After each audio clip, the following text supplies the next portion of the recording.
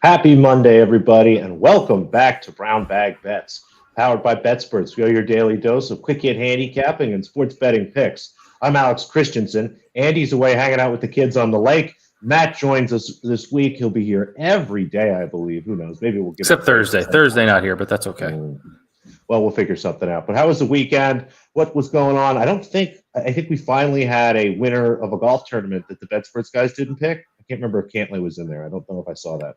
I don't remember that either. I would have to check. I think this might be the rare miss for the BetSperts golf crew, but that's okay if you've been tailing their You've been tailing their outrights all year. You're making some money. That's okay.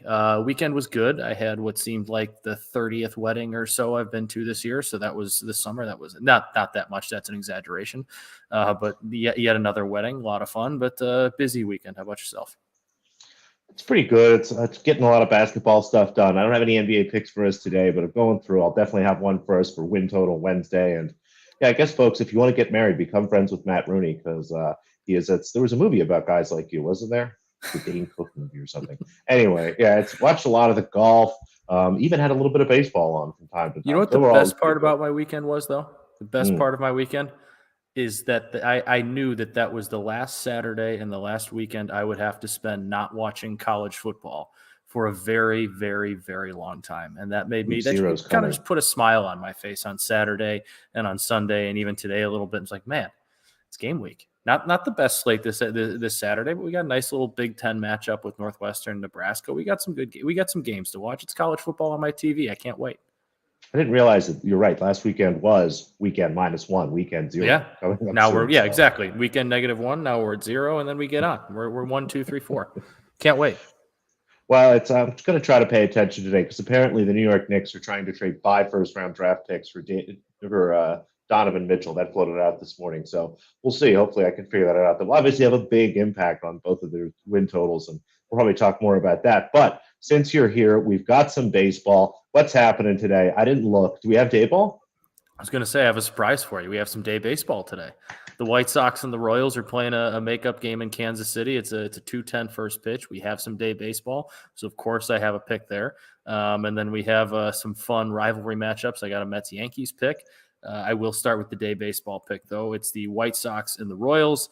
I also gave out in my blog this morning. I didn't want to give it out on here, but I'm still going to talk about it because it's not as fun of a bet. But Caesars has, in addition to first half unders, like first half, first 5 unders, they'll give you first 3 lines as well. White Sox Royals first 3 innings under 2.5 was like -125, -130. I thought that was some really good value. The Royals struggle to score. The White Sox have been struggling to score for pretty much all season. Michael Kopech's been solid. Daniel Lynch has been okay for the Royals, but again, the White Sox struggle to hit everybody. So I really like that total, but I'm going to go with Yoan Moncada to record an RBI today since the start of the Houston series, which was 6 games ago. I believe he's got RBIs in 6 of his last 7. And I think he's got double-digit RBIs over that stretch. So while he's not necessarily putting up the best numbers, his batting average is still kind of the low 200s around that stretch. But his numbers, his splits, I think I've talked about it here before with runners in scoring position, runners on base, has been like wildly impressive. He's hitting like 400, 500 with runners on base. He's one of the only White Sox, actually hitting well in those pressure situations. So plus 145 for him to drive a run home. Something he's done in 6 of the last 7 contests. Sign me up for that. I'll happily take a chance on it. He's hitting 5th or 6th, so he's got a lot of talent in front of him. Guys like Jose Abreu getting on a lot, Eloy Jimenez getting on a lot, so he should have his chances to drive in some runs. And the Mets' first half result against the Yankees at -115. I talk about these all the time when we're on here. I feel like there's certain pitchers that I'm just kind of going to blindly back during these first half bets. One of them being Max Scherzer going for the Mets tonight. Even when he has a quote unquote bad start against the Braves, he allowed 4 through 6 1/3. I think Dan's Braves, one of the few teams to actually get to him this year a little bit. Mets still ended up winning the game. So I like Scherzer against a struggling Yankees offense. I know they snapped out of it maybe a little bit over the weekend with a couple of wins, but that Yankees offense is really, really struggling. Mets going to Yankee Stadium. It'll be a hostile environment. And Max Scherzer is one of those guys that thrives under the spotlight in those big moments on the road, getting to be the bad guy, getting to be the villain. I think he's going to go into Yankee Stadium and pitch really, really well. You have the Mets team coming off a amazingly fun clutch win yesterday against the Phillies. They just kind of kept coming back. They got some momentum riding with them. So give me the Mets minus 115 first half with Max Scherzer on the mound, going up against the pitcher in Domingo Germán, who's just been okay in limited action for the Yankees this year. I like all these things that I'm hearing. I don't like that we have to support the Mets, but I get it. I know. I mean, you probably didn't like it yesterday. I was a neutral observer that game against the Phillies yesterday, where they just kept hitting home runs to come back. Like it was a fun baseball game. They're a fun team right now, and they have a little bit of a team of destiny feel to them. And I after seeing, I'm not sure Dan wants to see it, but after seeing the last couple Braves Mets series, I really hope we get them in the playoffs in an ALDS or ALCS, because that coupled with the rivalry aspect to it would be so much fun as a neutral observer. The only thing I really know is that any true Mets fan never feels safe and just knows that this is the buildup that will probably lead to something terrible. But maybe I was listening to a podcast with a Cubs fan hosting it the other day, and it was kind of similar. He was saying, like, man, this feels a lot like 2016 for the Mets. Like, you're 2016 for the Cubs this year for the Mets. It's like, we knew we were good all year. We knew we were one of the best teams in baseball. Just you kind of kept expecting something to happen because of the team you're rooting for. Rooting for the Cubs, things always bad happen. You root for the Mets, you just expect something awful to happen. But good for them. I mean, something awful hasn't quite happened yet. So see if it keeps rolling. I can dig it. All right, let's jump into a little tennis because there's only one baseball game this afternoon, and I don't actually really want to watch it. I'll probably be watching tennis. It's the week before the U.S. Open, Matthew, and I'll actually be at the U.S. Open for the first couple days. So this is kind of an interesting transition week because you have some players that are focused on the U.S. Open. You have other players that are trying to play in some of these smaller events, and we'll jump into them here. I'll actually probably have some U.S. Open outrights for us tomorrow. Some of those prices are starting to reopen, and we'll try to get ahead of some moves here before the draw. But let's jump into today. WTA Cleveland for 250 points. You got a handful of women here that should be having some good tennis. We'll start with Shuai Zhang. She plays against Katerina Siniakova. Zhang is a really tough player to handicap. She has these just periods during the year where she's fantastic. She's all of a sudden winning tennis matches and then suddenly snaps back to losing almost every first-round match she plays. And a lot of it, I think, has to do with some of the conditions. A lot of it has to do with the opponents here. And coming off a really strong week in Cincinnati, these courts in Cleveland should play nicely for her game. I think she'll be able to push through here. And just as a generally more stable player, Siniakova, I actually wonder kind of how locked in she's going to be. She's got to get to the U.S. Open, start getting ready for some of the doubles stuff and, pushing to sort of practice to take advantage of the few singles matches she's had where, again, Zhang doesn't really have too much to prep for. I think it's going to be a strong week for her. I had this closer to minus 130. So anything minus 115 or better looks pretty good to me. And we're going to start with a parlay here. Helena Kalinina. It's kind of a fun name to say. A lot of Inas in there. That is a good name. Started at minus 225 against Laura Siegman. And Laura Siegman stinks. She used to be a solid player up until about a year and a half ago, was someone that I actually enjoyed betting, was a great over bet, but it's just sort of casually just been getting killed all season, especially by younger, better players, which is exactly what we're looking at here. I had this closer to minus 300 myself, so 225 sounds great. I'll put that with a Katerina Alexandrova. She's just minus 315 against Lauren Davis, who Davis always struggling with injury issues, but generally gets overwhelmed by better players, especially ones with strong serves. That's exactly what we're looking at here in Alexandrova. So the price on her at 315, I had that closer to minus 400. You put the two of them together, we get to plus 100. And another parlay here, Martina Trevisan. This is what I thought about maybe playing just by herself. She's minus 2.5 games, only right around minus 155. But when I started to look at the money line, I had it closer to minus 190.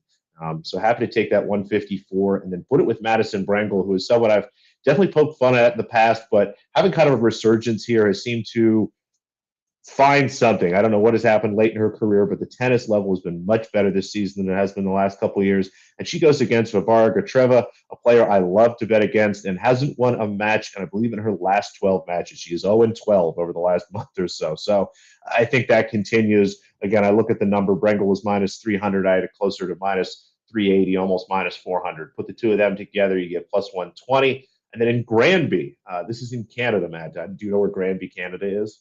I wouldn't even begin where to guess that. Reed might know. Reed might have an idea, but I do not know where Granby, Canada is. Why don't you tell me?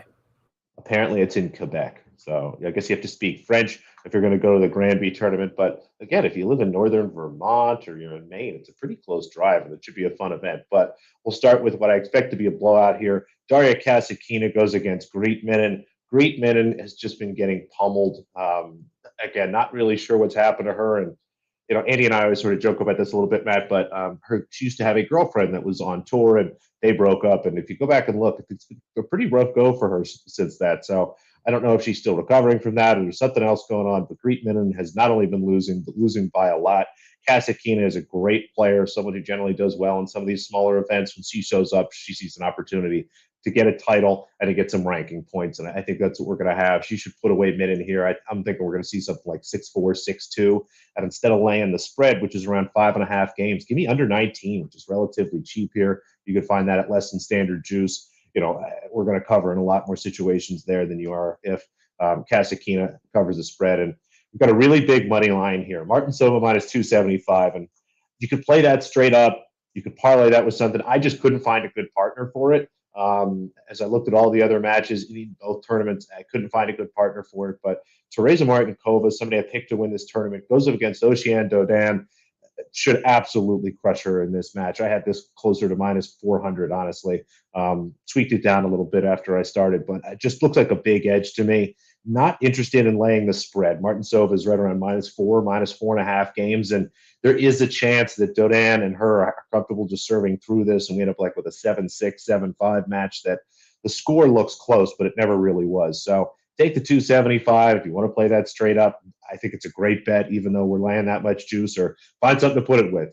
Take some of Matt's bets, sprinkle it in there, layer it on top of the two parlays I put on top. I was able to put it in with something yesterday. So hopefully you might already have this if you follow my sheet there on my Twitter profile, but find something to do with Martin Silva today, minus 275. That's you said it there. I love taking that parlay and taking either one of your two that you have up top and making, maybe a third parlay where taking the one of the two you had up top by itself and then taking it again with her added to it. That's like with baseball, the NBA, football rolls around. I'm a big fan of taking the 2 or 3 heavier favorites, minus 250, minus 300, throwing it in a parlay in games you're pretty confident of how the money line is going to go, trying to create some value with it there. I feel like I say the word value when I'm betting all the time because I always want to see that plus money. But that's I like that. I like that comp, adding her onto one of those parlays, if not both, and rolling the dice that at least one of them hits.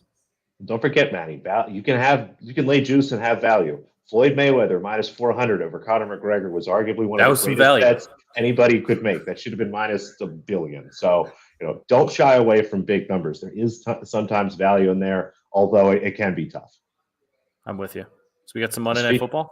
See, I was going to say, speaking of things that are tough, because they still are too scared of me to hang first touchdown score bets, it is the preseason. I have no idea how you would even do that. But we do have some football tonight. For some reason, Dan didn't seem to think anybody else would care because it's the Falcons and the Jets, but it's preseason football, baby. Everybody wants to watch. Everybody cares. All these Jets wide receivers, endless, what I hope are jokes about Zach Wilson and his love of mothers. What do you got? You got any angles here tonight? I mean, makes sense to me. The Falcons are minus 2.5. They have the deeper quarterback room. Not that it's good, but it's deeper. Dan's got the comment there. Desmond Ritter season. Ritter's had a pretty good first game of preseason. I know the reports are out of camp. He's throwing the ball really well. And then you look at the Jets. They have Mike White and Joe Flacco, as sad as that kind of sounds, competing for a starting job. So you're going to see them each get a good amount of time. And, I think obviously you're going to see their best because they're trying to win a job. I couldn't find it on FanDuel. I'm not sure if a lot of the bigger books are going to have this, but I kind of like the first half over because I think you're going to see Desmond Ritter get a lot of run in that first half. And I think you're going to see Flacco and White kind of battling it out probably deep into the third quarter. But if you can find a first half over, I'm not even sure what that would be at. Probably around 20-ish, 21.5, 20.5, something like that. Looking at 20. Okay, I like that. I like that Cheap first 20. half over because I think you're going to see those 3 quarterbacks. Obviously Ritter being a rookie, he's going to play a lot. He's going to, I don't want to say give it your all because all you have to give it your all in the NFL, but like same thing with rookie head coaches, rookie quarterbacks really kind of have to go all out in the preseason. And then you got 2 guys battling for a job. Give me a first half over. I can dig that. I'm looking around and actually I'm kind of changing my mind here a little bit. I think I like Falcons first half, like you said, with Ritter here, but I feel like the Jets second half, for some reason, I thought the Falcons had a third quarterback, and I don't know who this Felipe Franks fellow is, but you're going to get Joe Flacco. You're going to get Mike White. They're both competent people who can stand and throw a football. And this third guy, he's been one of my buddies that I talk to gives me preseason bets from time to time. Apparently thinks this Chris Streveler guy is like just a lot of fun for these preseason games and has been good in the second half. So maybe I'll find somebody to do like Falcons first half, maybe do like Jets second half. I don't know. I think that's a good way to bet. It's all about getting creative with these preseason games because nothing's going to be straight out. We have to bet them. You got to try, especially these Monday night games. You got to read some reports out of practice. You got to read some game previews, see who's going to be in and out, like we talk about it. But I think I like the situation here for a first half over. And Dan gave you Felipe Franks breakdown. I think he's being very generous by calling him a mediocre college quarterback, but he's been a solid tight end. I'll tell you, he transitioned to tight end. Yeah. That tells me everything I need to know. Yeah. Could be playing quarterback, the most important position on the field. They're going to try him out at tight end. And hey, that might work. Who knows? Give it a shot. I could dig it. All right. Anything else we got for the people today? I was looking random soccer. Apparently, I'm going to just give out picks that people are just randomly tossed around. Apparently, Liverpool's a good bet today. Do we have any other random stuff we can cover for the folks? Dan and I are going to be dropping some college football conference previews starting this week. We should have one a day going for the next 5 for the Power 5 conferences, and I think Friday is going to when you're out in New York for the U.S. Open. I think Friday might be a week 0 preview for me and Dan hosting Brown Bag Bets, but we'll see. It's going to be a fun week for college football. Just say that. I like that. A lot of college football. Maybe we'll even drag down on. We'll do a double win total Wednesday. I'll give you an NBA team. You guys can give us a college one. And I like. We'll figure something out. We'll talk. All right. We'll talk. We'll put a pin in that. We'll see how Dan's feeling. I love volunteering him for stuff, especially live on the show. But yeah, that's it for us today, folks. Nice and sweet. Thanks for watching. Give a lot of thumbs up. Send Andy nice messages. He misses you guys, right? Go into the comment section down in the bottom and comment on what you think Andy's doing on vacation. Maybe that'll be fun. I don't know. But we'll be back tomorrow. See you then.